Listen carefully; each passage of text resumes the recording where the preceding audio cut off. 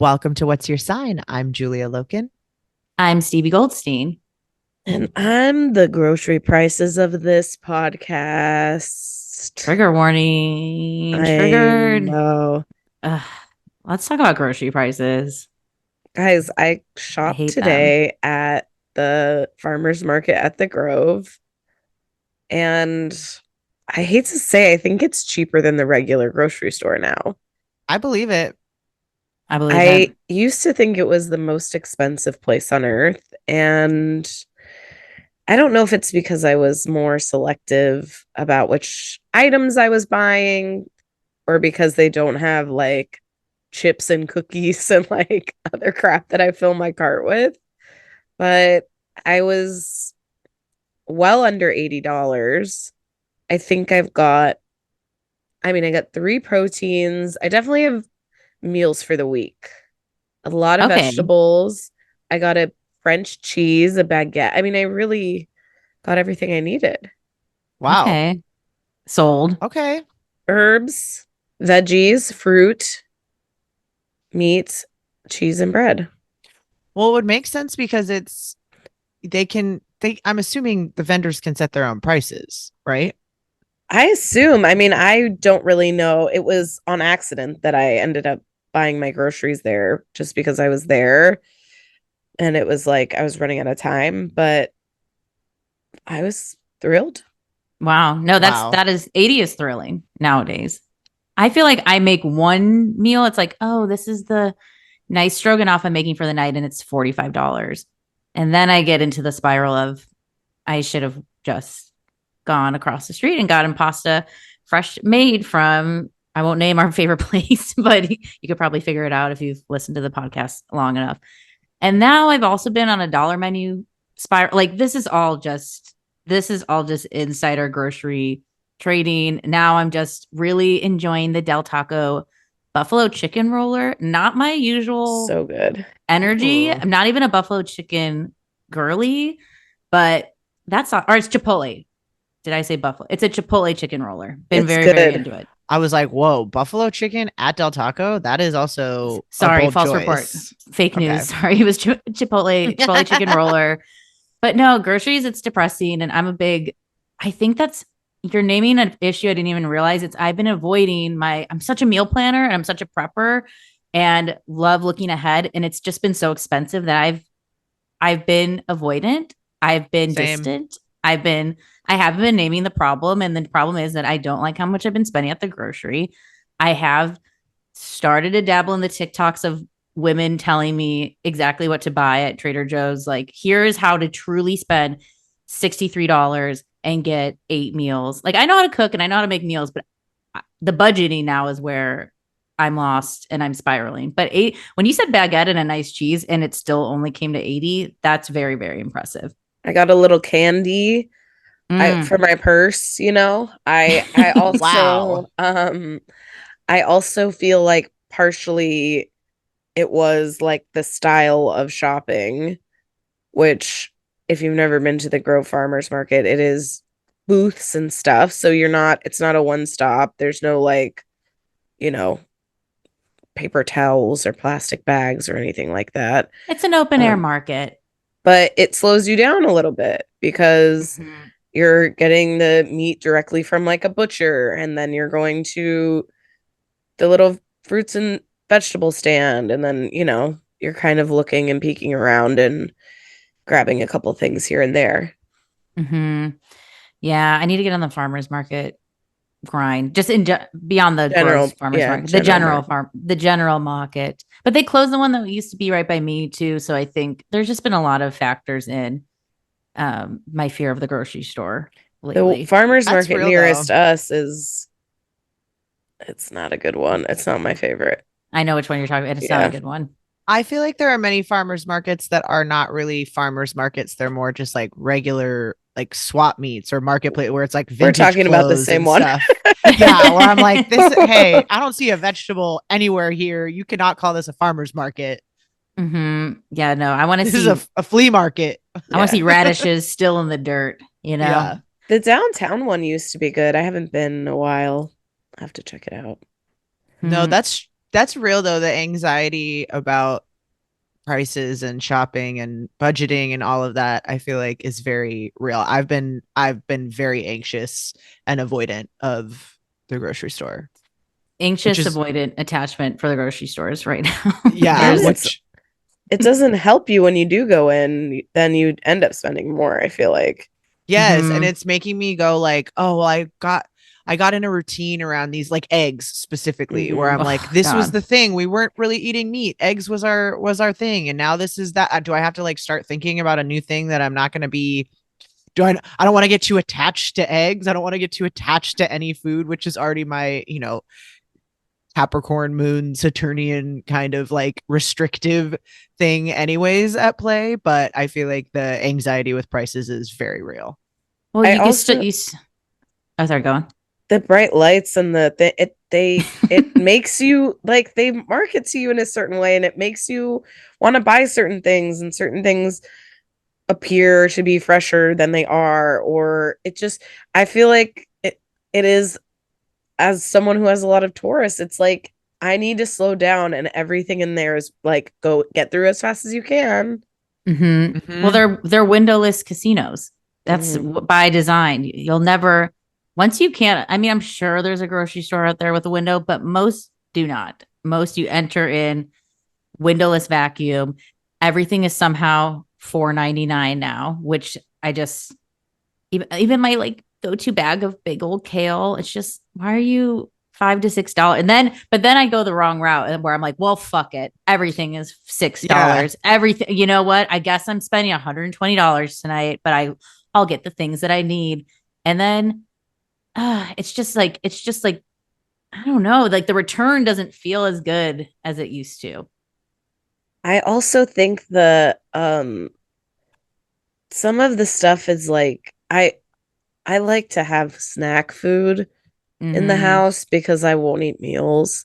And I like having Pirates Booty. I usually shop at Trader Joe's so they have like their version or whatever.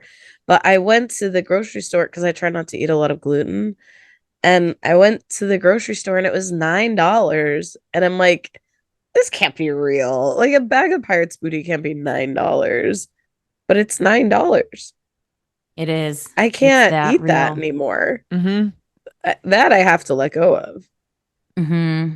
No, there's some things that just need to, they're just gonna, like, I guess, like any market, they'll have their, high interest rates right now. We're easing off the grocery food items, which feels twisted and not right. But I'm telling you, keep your eyes peeled. We're gonna start to see really good fast food deals. They're already starting. I saw a Burger King commercial about this like $5 mix and match combo. I think we were talking about it when we were all hanging out. Like, I swear to God, the $5 footlong is gonna come back at Subway. I can feel it in my bones, and I know it's been $6 to $7 for the last whatever years. And then you think, oh no, there's no way that this will come down. Yes, it will, because this is all greedflation, anyways. And now the fast food people are gonna look like fucking heroes out here, making the most affordable meals on the planet. And they're gonna come out with some new line of like family.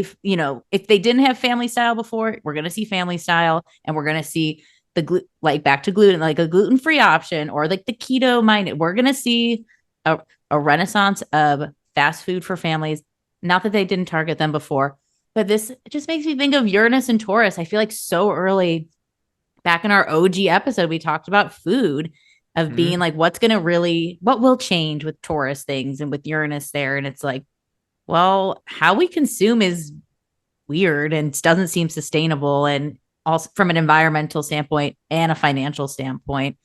And it sucks when you're right. So this is where we Yeah. are now, and food has just been all over the place.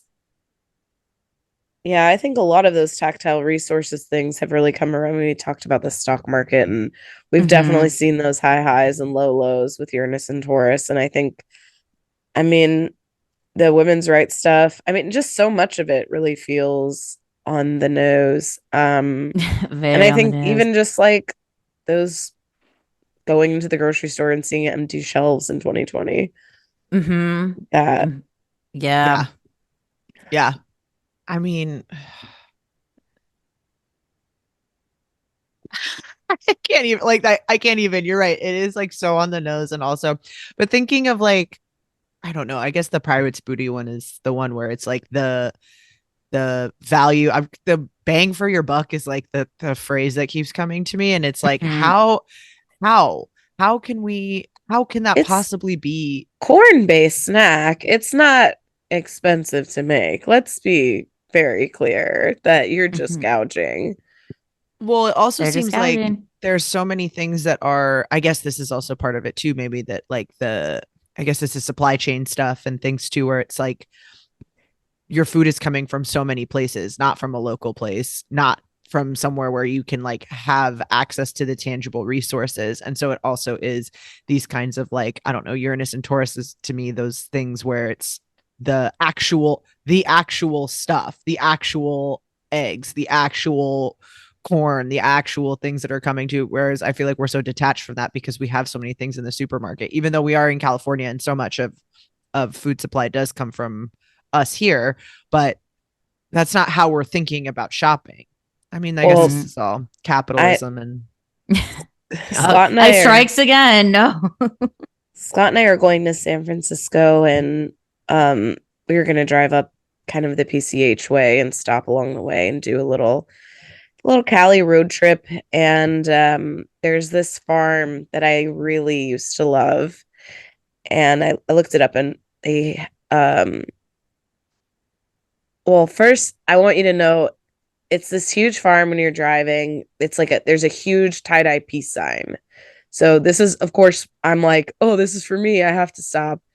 Um, This is your sign. Goats and little baby horses and like animals left to their own devices in their stables and such.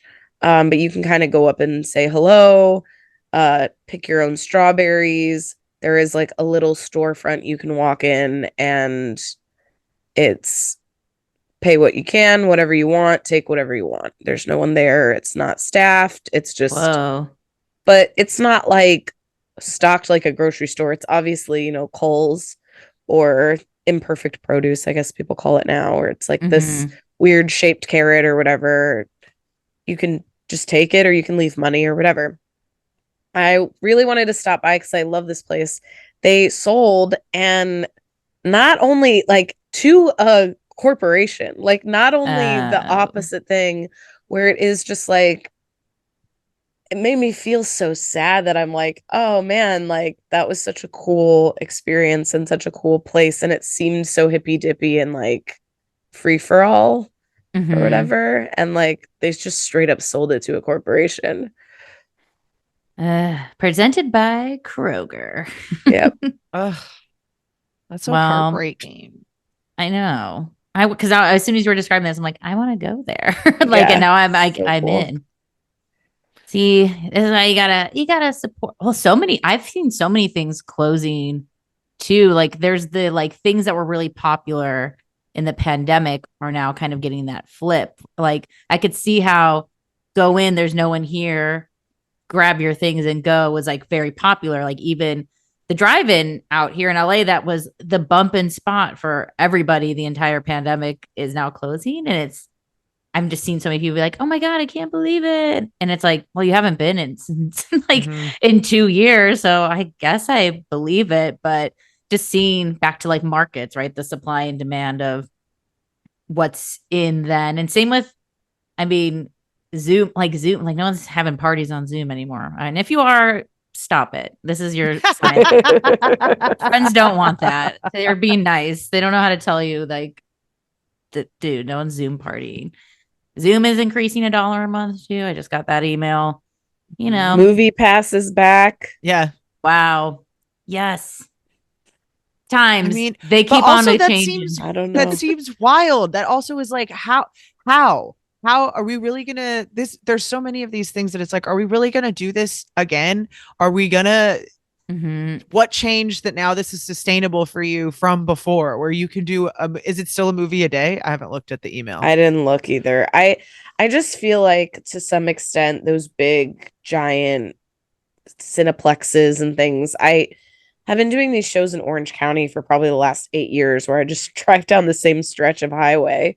And there was definitely a time where I was swimming laps a lot on my way and I was swimming at LA Fitness. And like all of those LA Fitnesses are gone, but it's just called like Laguna Fitness or whatever. Like they haven't even taken the sign down. They just changed the name. And it's like, what else would you do with that building? And that's kind of how I feel about the movie thing too. Like they kind of just have to keep them open, or what else are they going to do with that space? You won't believe it with MoviePass, excluding Southern California and New York metro markets, because they're like, you assholes already go see movies. We don't. Well, need they're that. like, we're the only people that do see movies. I mean, I know it's like going to the movies is so, especially in LA. It's like the culture, but I'm like looking. It's like excluding. It's like you. I'm sure they're in beta right now and they're testing it out. And I think they're just trying to get butts and seats in Topeka, paid to Topeka. But I was just like, come on, like, or charge it, or do a $5 surcharge of like you live in a more expensive area, or you know what, MoviePass, be thankful we're even giving you this free fucking promo right now. So get their people. I gotta get their people on the horn. Give us a MoviePass. Well, it's excluded. I mean, that makes sense. I just think it's so. I feel like I don't want to say we've been given so much because we haven't, but it's so the idea to me, there's so much Uranus and Taurus of going like, well, what do people actually want to pay for? And the answer is fucking nothing. Like truly nothing. Everyone doesn't want to pay for anything, whether that be like leisure things, whatever. And that's why we're all on our phones looking at stuff, for free, which I don't blame them, because it's also highly addictive and interesting. And why would you? But I feel like we're making all of these efforts to be like, actually, these are things that like we need to pay for because they are people. Wow. They aren't just things. These are people's jobs to make these things, to farm these things, to make these, even movies where it's like, it's a whole small like town gets employed to make a movie. And if we're not going to see them, that's a whole small town's worth of people not working or whatever. And I think even this farm too, where it's like food isn't just like literally the food that you need for you, it's also the people that are making it, this stuff. I don't know, I feel like someone was telling me about a hotel that they went to in Seattle that was one of those like people-less hotels where you're just like checking in to the thing and you get like a time. There's a locker that only opens at a certain time where you can put your stuff if you're there early, and then your room doesn't open until your scheduled time. And there's, whatever. And he was saying that there also was another like ghost grocery store that's there. And it's like, you're just going in and getting the stuff. And it's like, but it's not like, I don't know, all of these, it feels like there's so many of these whack-a-mole kinds of things where it's like, yeah, the person now can get food and that's easy, but then this is where we're cutting the cost. Yeah. Well, the Amazon Fresh markets, supposedly you just go in and they know what you get. I don't know how, like at their cameras or whatever, but they just charge your account. You just go and grab, you don't check out. You just think it. They're like, we look at, no, they're just like scanning. I've never been, but yeah, I don't. That's what I hear. Have you guys ever ordered from a ghost kitchen on Postmates or like any of those? Not knowingly. Yeah, not on purpose. Okay. But maybe. Have you? Just curious. No, I'm usually pretty good at spotting them. I was showing Pablo some of my favorite ghost kitchens last night on Postmates. There's this one called Mac to the Future. Also, I haven't had it. Maybe it's good. Just the idea of ghost kitchens is also a very new concept of like, they'll eat anything. It doesn't actually have to be from a place that you know or have like a relationship with. But there's one called Mac to the Future. And the thing about ghost kitchens is all their pictures are really disturbing. Like they do these strange food photography setups where Mac to the Future, because it's, I guess, science fiction themed a la Back to the Future, they like put all their macaroni and cheese around with like test tubes and like goggles and like things that look scientific. And I'm really just like, okay, this is a weird. I'm like, someone logs in and goes, yum, that's for me. The Mac the Mac to the future. You can always tell too, because there's like probably a hamburger restaurant that has it's the same exact distance from your house, Mm-hmm. 0.12 miles or whatever. It's like they're all operating out of the same The location. same ghost kitchen. Mhm. Yeah. Whoa. Damn. Man. Well, on that note, Speaking of ghosts, speaking of ghosts, speaking of the old ghost freight, it's so funny with the big. I was trying to find the origin of Big Three. Did either one of you go down this rabbit hole or find this at all? Mm. I scoured the internet. I found a lot of really cool research search engines of like first time something's mentioned on the internet or the first time something's mentioned in a book. I cannot find the origin of like the phrase in astrology Big Three, also aka SMR, which we do know that origin from Kira Taborn, past guest, friend of the pod. But Big Three, could not find it anywhere. Really, articles about it starting popping up around the 2017, 2018 era where, where we came up in as well, but couldn't did find it. we make up Big Three? We can claim it. I'll put it on the Wayback Machine. But I'm just curious now. I almost want to ask an elder, someone who's made, like, we should call up Susan Miller and be like, when did people start using Big Three? Has Big Three been a term since the 70s, or is this part of this newly internet renaissance? I can't find anything that points to it being that old of a term. It doesn't seem like it would be that old of a term because it feels It feels very modern and also kind of like pop culture-y. I also think they were doing a lot of, I know like Sophie Wan talked to us about how in Vedic, like your moon sign is really when people ask what your sign, that's what they're asking. And I think rising was also the biggest one for most people in the 70s. I don't know. Yeah, because like if you were just a happening cat in the 70s and someone, I can't imagine there was a time where they said, well, what's your Big Three? Because most people didn't even have access to look up their charts in that sort of way, unless they had been to a reader or really liked astrology, which you would have to, we can now have access to our Big Three. So like in a click of a button. I think also they would have called it ascendant too. I think even rising, not to say that someone wouldn't have said rising sign, but even that feels more modern than and more post 70s astrology boom.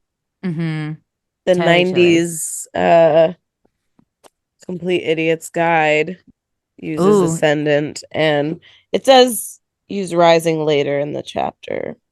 But it calls it mostly ascendant. But no Big Three. No Big Three. Oh, I didn't look actually, but I was searching. Maybe I'll look in the index really quick. This is a challenge for the fans. If anyone can find the earliest mention of Big Three, Sun, Moon, or maybe Sun, Moon, Rising. Maybe they didn't even call it Big Three yet, but I'm very curious actually more about the Big Three. Holler. That's the fun internet. If anyone's a real sleuth historian, I'm curious. Or if someone's old, also let us know what people were saying. If you are old, hey, olds, just let us know when the first time you heard it. Actually, I would love to hear that. Hit us with that lived experience. If your Saturn is in Virgo, what would Saturn be? Yeah, anyone that like maybe was a astro person in the 60s, 70s, 80s would be very curious if Big Three, or was it at conventions, did astrologers who commune together, maybe I could see that being the origin too of like, the happening cats of astrology being like, oh, hey, like, I'm meeting this person who's an astrologer in England for the first time. Well, what's your Big Three? I don't even know if astrologers get like that transaction-y thirsty with their info. But anywho, I really got very curious of when we started to identify with the Big Three, because I think it is newer in terms of introducing, and I think it's what people expect to hear when you're asked now, what's your sign? Well, certainly the phrase Big Three, but I do think that, if we're talking about the importance, obviously sun and moon, but also I think that the your rising sign is your physical, like Mm-hmm. if you are breaking down it, like the main components of a person without going into all of these things, like what would you need to know on not necessarily even like face value, but just like how much can you know about someone? I don't know, I'm not saying what I'm trying to say, but like the certainly on a first meeting, and certainly that's like Mm-hmm. plenty of information to like digest for oneself, for someone else, I think, like truly for eternity. I know that we have a whole chart and we can go into all of it too, but I think that sun, moon, and rising is a lot in and of itself. Mm-hmm. I'm gonna go out on a limb and say rising's almost the only thing I care about. Wow. Oh, I mean, fair, very fair. Wow. Okay. I am never gonna really see your moon. Mm-hmm. You know, I'll see pops of it come out and stuff. But the rising is also gonna tell me about your life experience in ways too that I Mm-hmm. think is really valuable. And I have the few friends that I do talk to about astrology with or talk with about astrology. I only think of their sun sign in the house it's in. Mm-hmm. Like I rarely ever think of this untethered, Aquarius sun or whatever. Yeah. Mm-hmm. Well, it's true because it is so important. I mean, it is that, and it is what colors everything else. So I think that you can't, I don't know. You're right. Mm-hmm. Not to say it's the only thing, but it I is know. certainly. I'm I'm a being a moon girl. I'm little a moon girly though. Maybe it is because my moon is my ruler back to rising signs, but I think I like what you're saying about like you won't really get to know someone's moon, but I feel like folks, and maybe it's because I think rising trips up people more, especially when we get into houses and like, as soon as we hear right, like the sun and moon are the luminaries. We call them planets for ease, right? Like people can understand that they're objects in the sky. I feel like, and I think I relate to that myself with my rising too, is like, I feel like, it's the mask you wear. And of course, it tells us where everything's being transited for your chart and like the mundane transit, which I think is so important. But it's like, I think we must have asked this on our ascendant episode long ago, but like, do you act like you're rising? Or I feel like almost like the rising is more away from you than your moon. Like when I feel like when I get to know someone's moon sign, I'm like, oh, okay, there I she is. Like, love got you. my moon, but I don't like it in other people so much.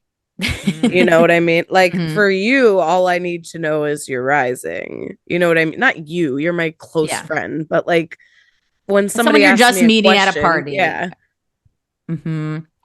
And maybe this is a good place for a reminder. And why this episode even came up was someone asked about their big three, and one of our questions of like, well, like what's like why the big three, like or what, like what is, or even reminding of like why would you introduce with your rising? Mhm. And I think it's important to think of the rising because God, and this, hang on, just you can understand this. It absorbs this. This is easy. We got it.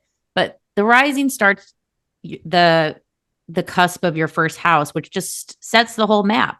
If you were born 2 hours later, you'd be the next sign rising, and so on and so on. The circle begins. So I think it makes sense to know, like, oh, I can from your rising, I can at least know where the fuck the planets are doing I, shit to you right now, which is I important.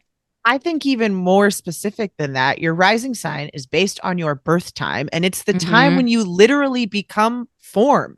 Like you are Yeah. not born until you're born, and your rising Whoa. sign is specific. Like it can be the same sign, but if we're talking about sun sign being these more kind of archetypal broader things, the sun is in the same sign, obviously, again, degrees, it's this is changing, we can make it more complicated the further that we go, as complicated Mm-hmm. as we want to, but we can also broaden out and go, everyone born in a given section is the same sun sign, but within Yeah. that you're not all born at the same time. And I think that the rising sign is what gives the specificity, what you're talking about, Lisa, too, of like, this is when you become you. And that can speak to your life experience, that can speak to specifically where things are going to be located in your chart, the particular flavor of your sun, where we might get an idea of that. But it is still, when we're talking about these kinds of ideas of like ego and vitality and those are like bigger,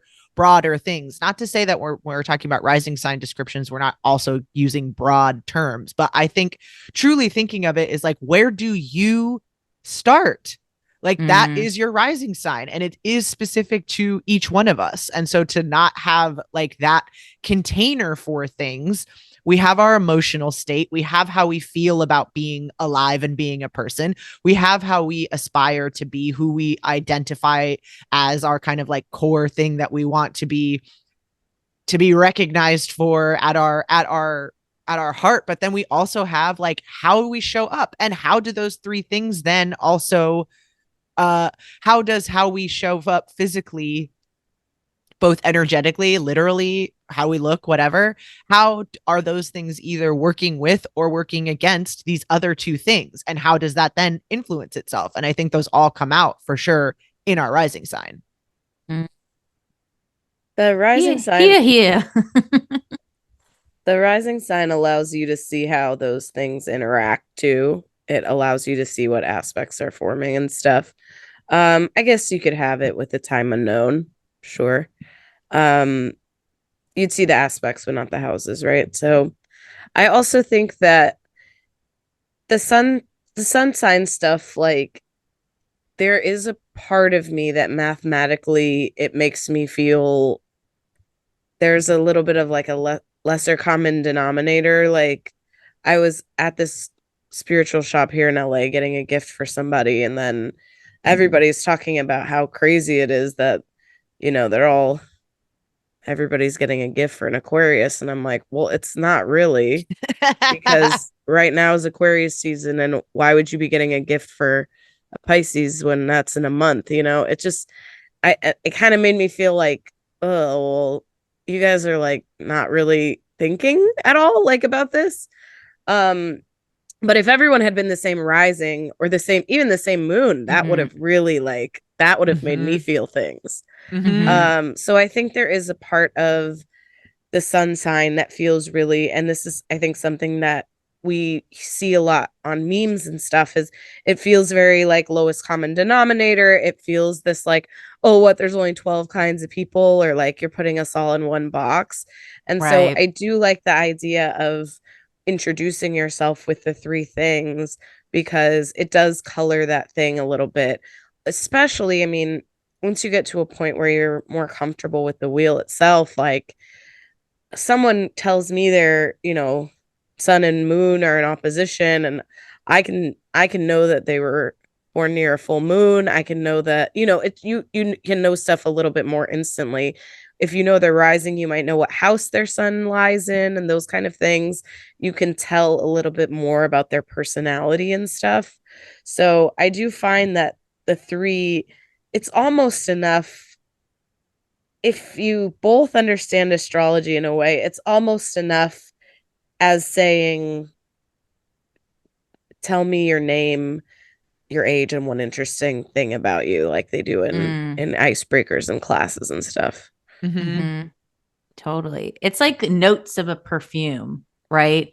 Like the rising might have like a different top note than like maybe what's underneath that surface with the moon. And I think a good reminder about the sun too, because I love everything you just said, Lisa, too, is like the sun is like a life's journey. Like this, I feel like the sun stuff can be, because it is it's the thing we all know. If you first get into astrology, you're usually not jumping to, your Mercury sign or the big six, not to like fucking blow everyone's like brains apart with the personal planets. But I think like the big three, just giving like a little, it just adds more information to that sun sign. And like you said, not making it just, oh, I'm a generic Taurus, like, and I think goes in with astrology memes, right? Or I think I just hear this a lot for big three people, where like, I don't relate to Taurus memes at all, like, or this, or I don't relate to Aries memes. And it's like, maybe look at the memes of those other signs for your moon or for your rising or whatever it might be.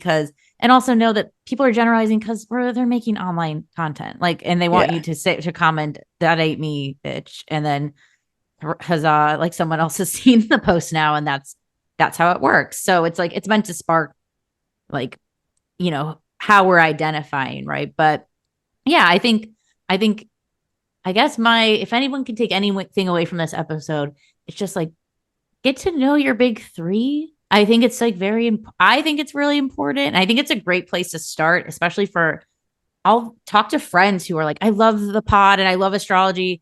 And then I'll ask them something like, ooh, like, I don't know anything about that though. And then I go like, oh, like, why? It's like, cause it's so much information. I want to be like, just start with your big three. Like you can like literally forget anything else. You don't even need to know what it all means, but get familiar with the sign of your sun, the sign of your moon, the sign of your rising.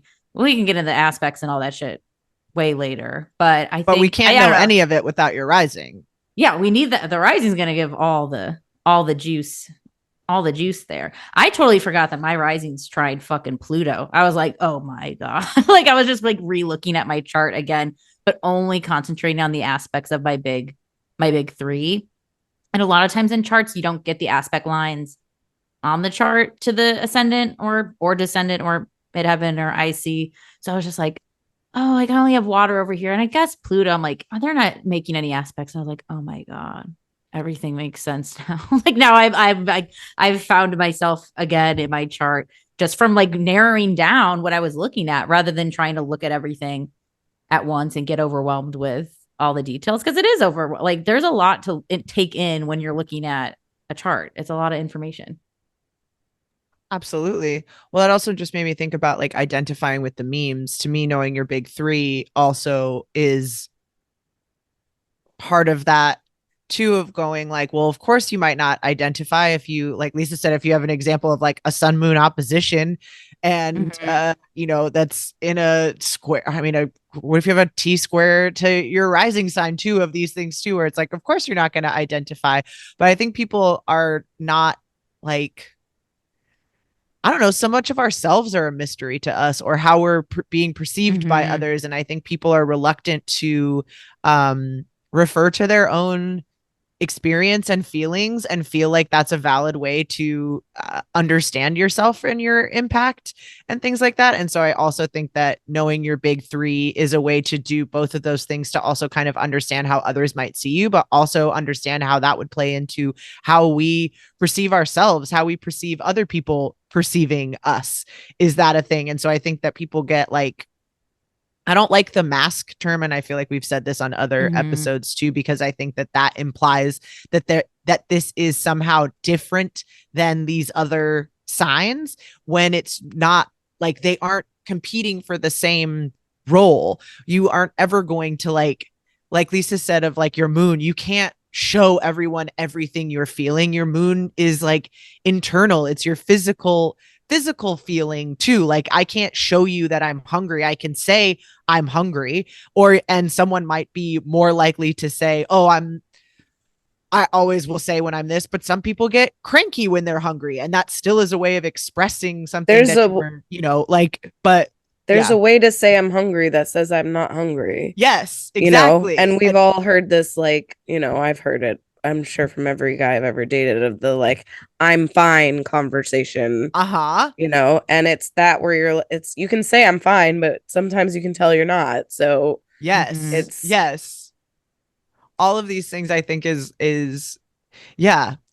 I think that's a thing of astrology too, of going like, oh, I don't know the things, but it's like we also like know internal knowing. I'm like pointing and doing a lot of gesturing of like, how you feel about a thing. And I think using that not supplement technical information, but to also inform what you're reading and go like, that's maybe not resonating.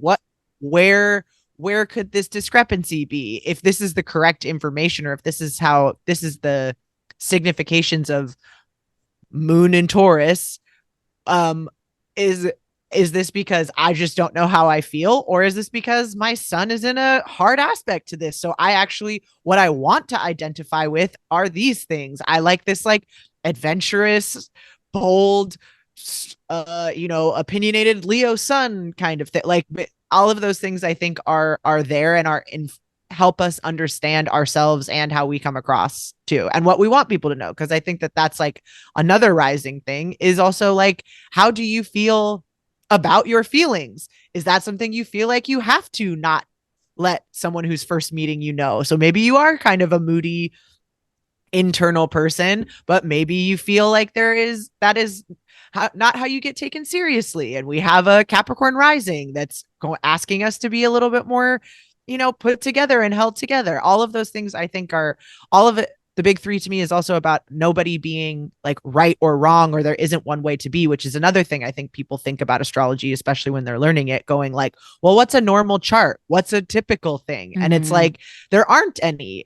And that's why I think that like being born at the time is the best way to think about rising sign, because it's like, you're just born when you're born. You weren't born and now you are. Like, there isn't a time to be born. It's just when it happens. I think I can't remember where I heard this, so sorry, but it was, whoops.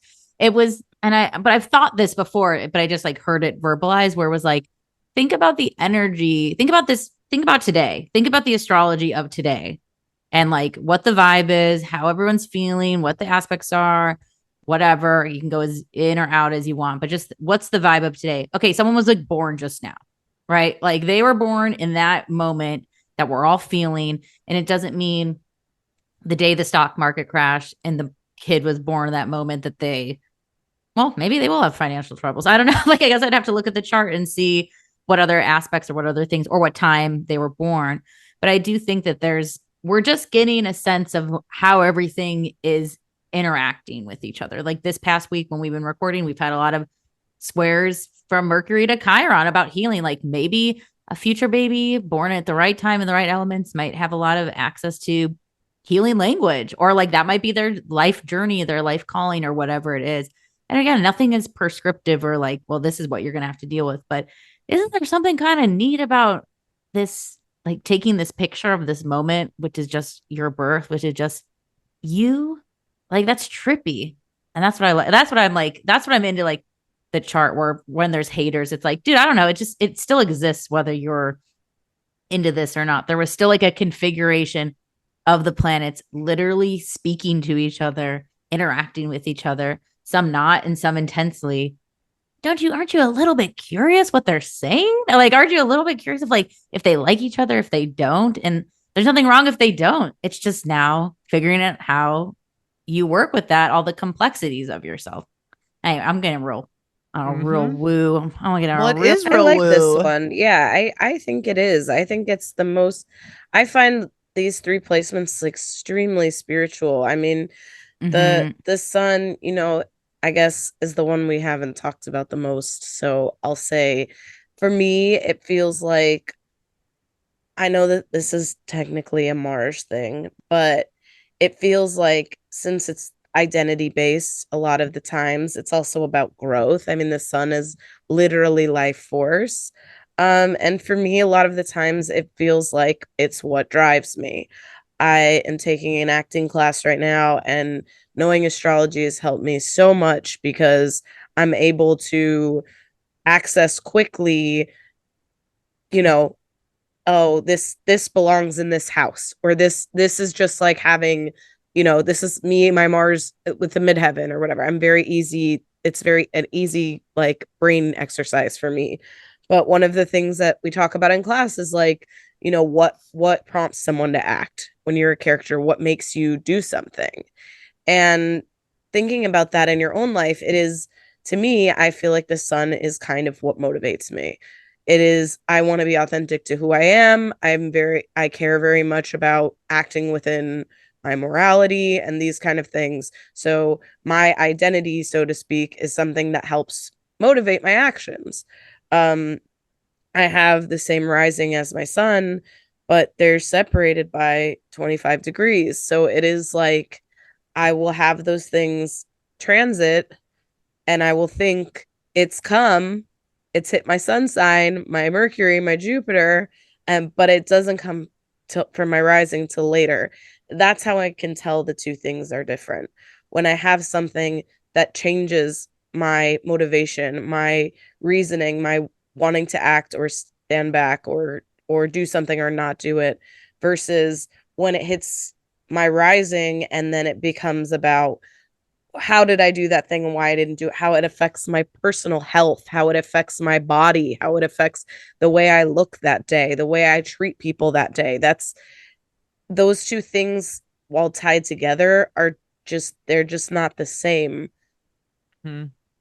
Well, thinking Ooh. too about, I mean, the literal sun and how this is like in our solar system, we are revolving around the sun, and how without that kind of core identity, what are we needing to what are we needing to communicate? How do we identify values? How do we decide what we are going to like move towards and not in Mars? Where are we learning? Where are we growing? What are we traveling to kind of see? And I think that all of those come back to our sun, because it is the thing that, like, however intangible, it is still the thing that everything else is kind of organizing around.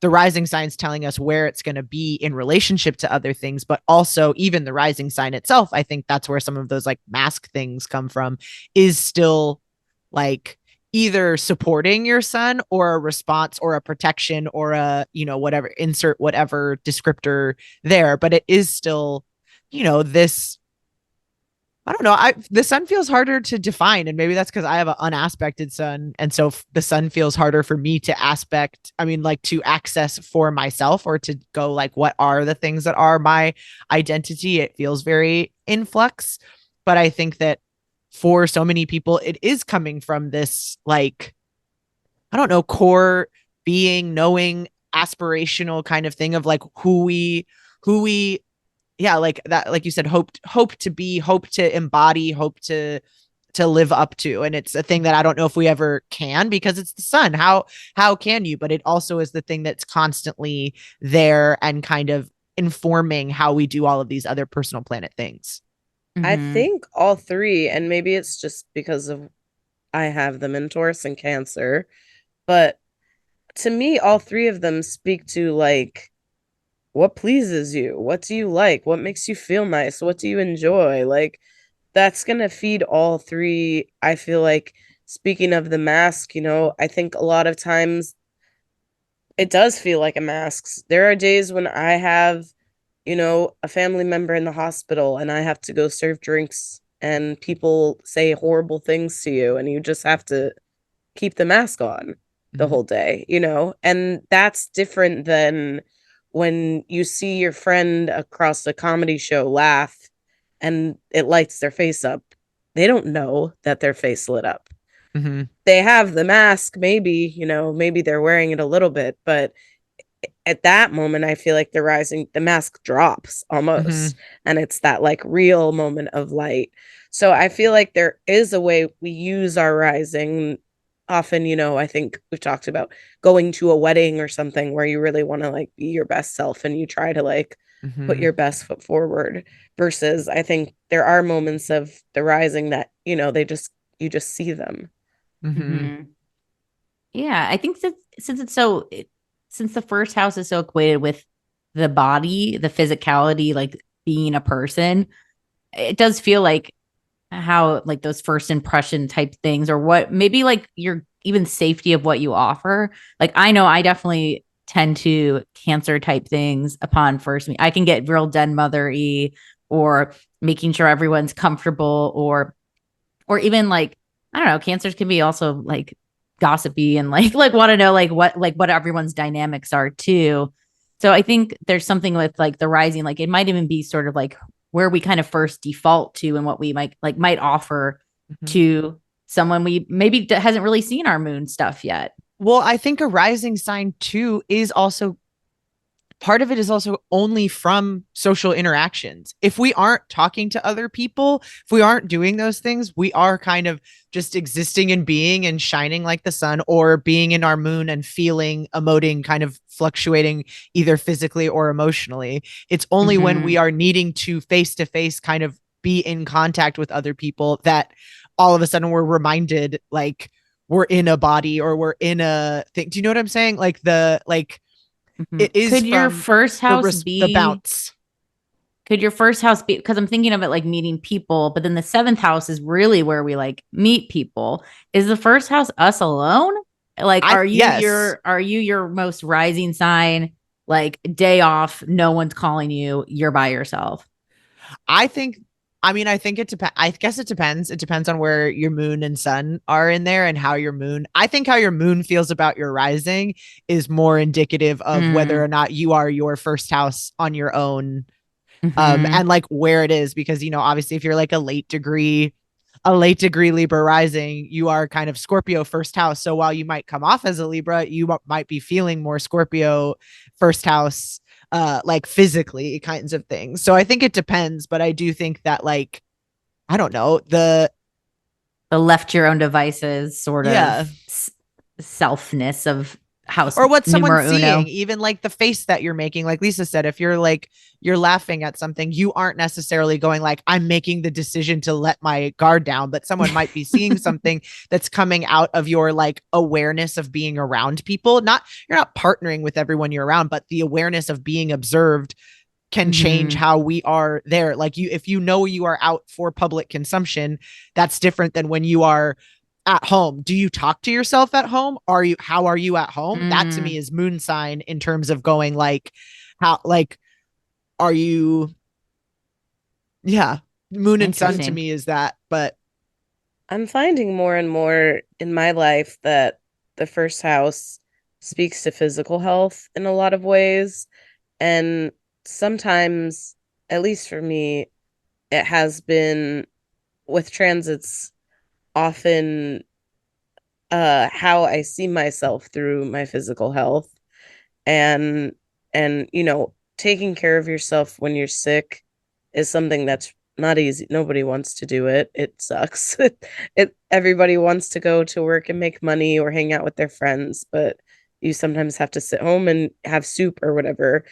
And especially like people who struggle with like longer term ailments or you know, lifelong diseases and stuff, where it's like, I don't know, I do find that the way you can treat yourself, and I'm like trying to avoid sounding like diet culture-y or like that it's about beauty standards or something, but being kind to your body and whatever that means and whatever level of health you have can really make a difference in the way other people see you, because it makes a difference in the way you're able to show up for them and the way you can behave and the things that you're allowed to partake in or do.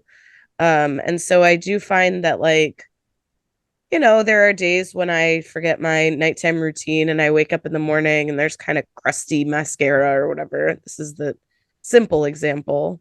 And that maybe I go to work and maybe those days people ask me if I'm okay versus, you know, and that is a perception thing, but it's also like you are picking up on that I missed something yesterday. And so I think there is like a thing that happens when I've just had a cold too, so that's probably why it's coming up for me. But the woes of Venus rising, people are gonna see that. But to me, that's also the moon. And I was looking over at this because I also love the moon, and I think it's because, you know, whenever I'm reading about, I have a Capricorn moon, and whenever you read about that, it's a moon in detriment, and it's like a difficult one. And I think that the moon, we see it literally in the moon in the sky, and we observe it fluctuating and changing. And I think that we too, throughout the day, fluctuate and change, both literally the, you know, water in our body, we go up and down by up to like 10 pounds or something like that. You also can, how you feel about things changes from moment to moment depending on what you're doing and how much you enjoy, how much you can like ride with that versus not. And I was looking at horoscope symbols by Robert Hand, and he really talks about the moon being like the physical the physical existence, because I think that that is the like what you're saying, Lisa, of like taking care of yourself in that way, where it is like the moon to me is how you feel about having to exist day in and day out and care for our body, whether we like want to or not, or any of those things. And again, like I think that rising sign can play into that, but I think that sun sign is so idealistic. If we think about the sun showing up the same every day and it just is kind of like moving through the sky and it feels like a thing that doesn't require any other things, whereas the moon is that fluctuating, changing thing, there is more like, I don't know, if you had a hard day, if you have a hard conversation, if you have those things, like it's harder to maintain stasis in how we feel, because we are subject to the physical life that we're living, whether that be enough sleep that we're getting, or just like where we live, if it's loud outside, if it's whatever. All of those things are the things that have like, I don't know, of us trying to keep it together, and that's very moon to me. I don't know. I Mhm. find personally the moon has a weight to it. I find that I think about like swinging a rock on a string or something, and there is like a bit of heaviness to the rock or whatever that keeps it in orbit.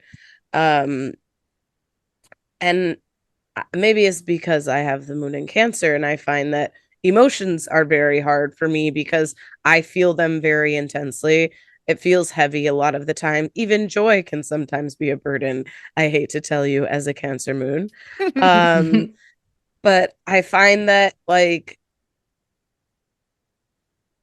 I find that the moon, and I mean, I guess this is literally, it revolves around the sun. So it is about Mm-hmm. your identity, your experiences, and oftentimes to me, it's about like how I feel about myself, where I don't find necessarily that my feelings about others strike that same weight or heaviness. Mhm. And so I find the moon extremely personal because while someone can change it, it is almost to me like what would change it is if you said you didn't like me Yeah. instead of if I found out I didn't like you. Mm-hmm. I think that's a great point. And I think that's, you're right about the like revolving around the sun too. Cause I think that so many of those things feel like it's, I don't know, it's at odds with the sun, or it's opposite from that, or the sun isn't gonna come back up again because the moon has so much weight coming around this way. But So I love that idea of the weight too, because it is that like, I don't know, the physicality of it. I think it's those things that you like want to, and again, maybe this is my Capricorn moon talking about it, but in opposition to your Cancer of being the like that, but also still like, It like I don't whips want like to be, yeah, like I if don't it want to didn't feel have the that weight, weight. yeah. No, Like, it but I is a do lot. have the weight, and so you're also like carrying all this weight. see, but I feel like my moon is where I have the least amount of weight, which is like fucked up, but it's my maybe Aries But moonness. Aries moon, Like there we I go. know, You're and not that to say that there's no centripetal weight, force that not to say like, there's no yeah. weight, but I think because, and I'm curious about how y'all feel about your big three as like a combo, right? If this is like the three side combo you're getting at KFC or whatever, but maybe because they're in conjunct or the sign next to each other with Taurus and Aries, like I think of in conjunct signs as like, oh, that's my sister. Like it's like, oh, we're like kind of the same, but like, but I'm the prettier one, or like I'm the bitchier one, or whatever. So I do think, God, if I didn't have my Aries moon, I like it's like adds some levity to me. Not that, but it also, I think the weight comes in more anger versus like emotion, like heavier, like, oh my I, God, I'm a Cancer rising Mars. Yeah, right. Like there, it's also there too. But I like just thinking of that in so we revolve around the sun, right? Then the moon revolves around The the earth. sun, the earth.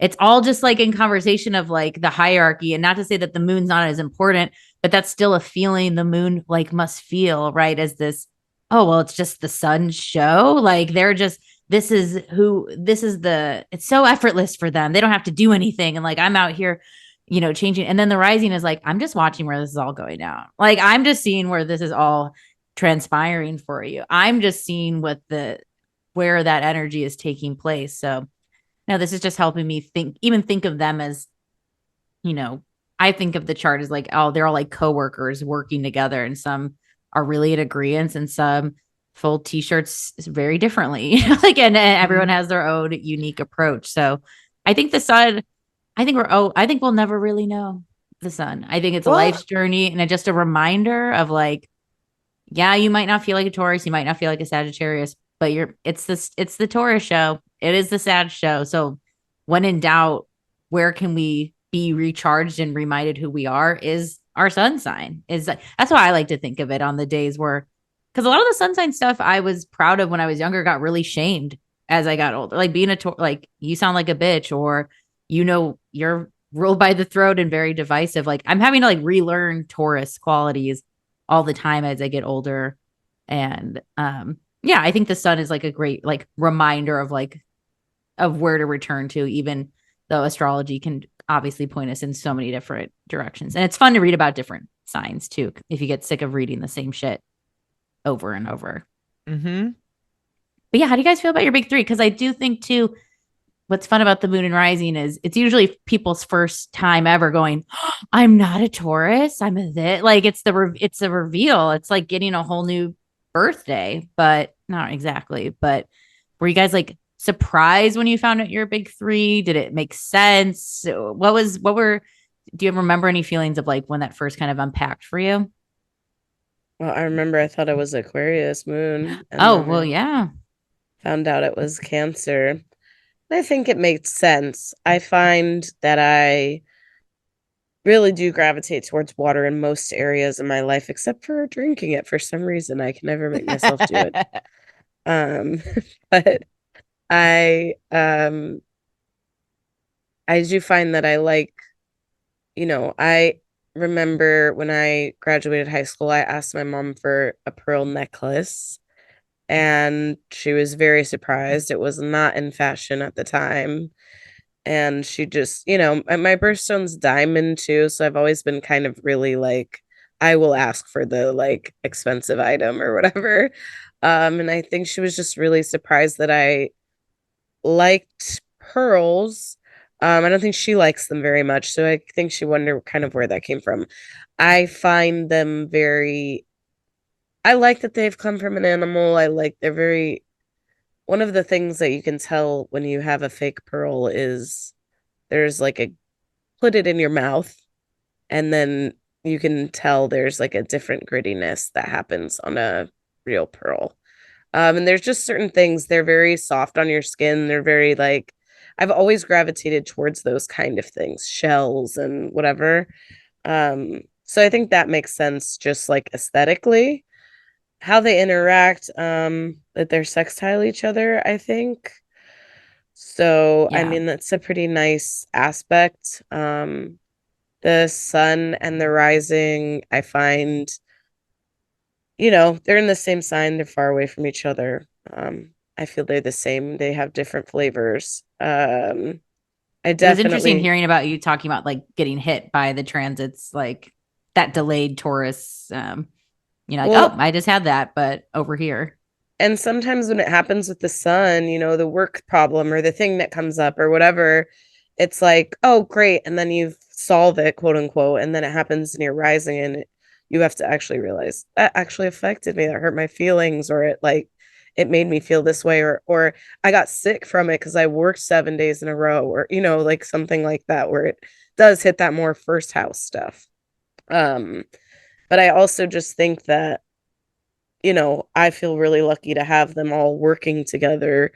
I think being able to talk about how I feel on stage and stuff is like a blessing that I don't think I would have thought I could do, 20 years ago. So, and I definitely credit those three signs with that. Maybe my Venus, Gemini. All of it. I love it. Cute. I learned about rising sign last. I remember finding out about being a Capricorn moon and feeling like that really resonated as being kind of like not I know it's not literally the opposite of Sagittarius, but I always really like identified with Sagittarius and the aspirational ideas of being a Sagittarius sun. But then also learning about being a Capricorn moon and kind of having this more reserved, kind of like restrained side also definitely fit. And then learning about being a Libra rising, I think also really fits because my rising sign and moon are square. And this is something that I learned about myself that I wouldn't have learned about myself had I not lived with people. But like that I make kind of an angry face when I'm like resting, even though I think that I'm doing one thing, I'm kind of doing this other thing. And I think that thinking of them as like both, the Sag Sun and the Libra rising do are sextile each other, and so those can work together, but then also seeing how things can kind of get me into trouble or kind of obfuscate what I'm really feeling, or that I like am not as put together as I think, also feels very accurate to who I know myself to be and have experienced myself to be too. But um I like them. They do feel kind of sometimes like in a good way, the kind of guiding force to that Sagittarius kind of unbridled energy, but also sometimes feel like they are like I wish they would kind of get out of the way a little bit, if that makes sense. But I am who I am. She's one of a kind. What else? It is what it is. I can't undo what time you were born. Like that's you know what I mean? Like you kind of can't help how it comes off. And I think that sometimes there's like um I think sometimes I'm like pulling it off more than I think. Like I think that square thing is like, oh, actually nobody had any idea that you were struggling with that until you told them that you were, because that's how you were feeling, that like moon rising, versus like, okay, well, what can people see and what people can't see? And just because you're feeling that doesn't mean that that's like how people are perceiving it. And then the opposite of going like, oh, yeah, you're not feeling that. Like it's very obvious that you are. Gone. It's the same also having the dual, because I'm like, oh, no one can know. No one would know. I'm keeping it all together. It's my sun rising. And people are like, are you okay? I'm like, oh, no, wait, hold on. You actually can see inside. Yes. Is this why no one asked me if I'm okay? No, I'm just kidding. Like mine's just like so. I think about people with like extreme concentrations or like of conjunctions or whatever. Like I've met someone with that had like a Cap Sun, Cap Rising, and then that full, mainly Capricorn, just from the era of time, from that Cap Trap time. And I'm always just amazed when people have such hyperstellium conjunctions, because I'm just like, what is that like? Like what is that? How does that feel? Or do you just feel so like everyone else is nuts and I really got this shit? I really got this shit on lock. But my same moon rising, not square by degree, but by sign. So whatever, we can play ball. But I do think that that's a good reminder too of like what I'm putting out there and what I'm feeling inside can be at odds, because I do think the Cancer wants to not rock any boats, and the Aries is like, boats get rocked. I've never even thought of that. Like people get bothered, like keep it moving. Who cares, right? Like Aries has very like who cares energy, and Cancer's like I care. They care. I think everyone notices that everyone's caring right now, and I think those can feel like conflicting. I don't know if like when I became aware of the rising sign, because I know I definitely first saw my full chart from Cafe Astrology like in the table. And I'm sure it said like ascendant Cancer, but I don't think I think I was just looking at I was just like, oh, I'm a Taurus Venus and I'm these other planets. Like I could understand what planets meant.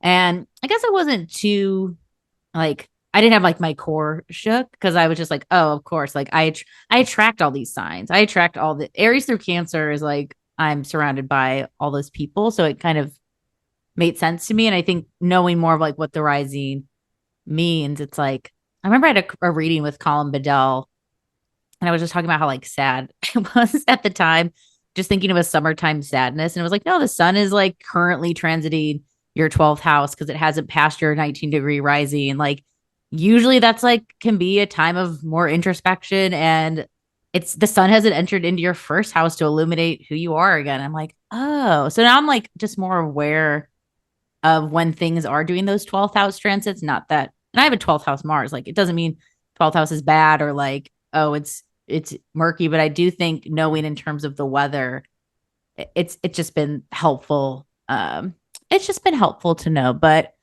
yeah, I I can't imagine just identifying just as a sun sign anymore. Like, if someone asked me your sign, I'd be like, don't you want to know my moon and Yeah. rising as well? like this is too limited to. I want to give you like the seasonings. It's the Negroni Spagliato with prosecco in it. Like, it's not just the Negroni. Like, there's more elements of me. Yes. The And there's other more way, elements of you. get the Negroni, not the Not the Spagliato. Spagliato. I don't even like any of that, but I just like it's just like, oh, No, but I I want know. this whole fixings, you know. Yeah. These are my seasonings. Well, it's like not a cocktail versus a neat. Sure. Mm-hmm. Mm-hmm. A cocktail versus Well, the need. Yeah, Well, what's your cocktail? You are a cocktail, and mhm. that is your big three. Yeah. I hope this. I enjoyed getting reintroduced to my big three and the idea of thinking about it too, because I feel like so lately when I've talked to just fellow pedestrians about astrology, like so quickly now I'll get shown the whole chart. Like, it's like, here's my whole chart. Mhm. It's like, I almost like just want to get to know your big three first. Like, we just started dating, like, or we just started hanging out. Like, I'll get to the Mercury and Venus and Mars later, unless like maybe it's conjunct your sun or conjunct. See caveats here, but Well, but even that's what I mean. Even then, it's like it's either like surprising because of your identity, or it's in support of your identity. And I think that even is evidenced in how far they can be away from the Mhm. sun itself, because it is like I don't know, not to Well, keep. I really find Yeah. that in looking at somebody's chart, and take this for what you will. You can do whatever you want when you look at somebody's chart. But there's something, it feels a bit like tarot where sometimes something jumps out at you. And Mhm. if not, it's like go with those big Mm. things that are Yeah. like the big things that you want to talk about, your big plans or your big thing. And a lot of the time, to me, what jumps out is usually something on one of the angles, which is kind of about the rising. And Mhm. otherwise, it's like wherever something is with the sun or the moon. Yes, love it. Major, minor, Mhm. Well, sick. big three. If you find out where the term came, Yeah, I want to know. Or and did it just did exist? we say, by the way, the big three is your sun, moon, and rising sign? If you didn't Oh, figure that out, you're going to need a complete idiot's guide. Yeah. And I have it. So Hell let me yeah. know. okay. Let's get to the facts. So for this episode, it is about the sun, the moon, and your rising. I'm pretty Yeah, sure get I a quick. said No, the we did. moon No, you revolves did. around the sun at some point. So if you're here for facts, I I don't know what believe. to Sorry. tell I believe you. everything. But Sorry. it does, but not in that Yes. direct way. Yes. No, we got it. All right. Facts. Thank Well, you so much for listening. You're to us big three. We're the big three. we are. Ooh, who's the sun? Who's the moon? Who's the rising? We can talk amongst yourself. We'll fight it out I know, I'm like, later. I don't know. You tell us. We'll see. Is there like? I'd like to be the moon. Okay. It's all yours. It's Please yours. don't let me be the Cancer moon. No, you're the rising. I You would like love the to be the rising the most, rising. and I would Julie's the love to be the unexpected Okay. sun. I'm the I would sun. love. That feel It's wow. hot. Okay. It feels right. All right. It's true. Just- So mote it be. Sun. sorry, just had to be said. Had to be said. Reporting Thank for you. duty. Thank you for saying it. Someone had to. All right. We love you guys. Thank you so much for listening. We'll see you next week. Bye. Bye. Bye.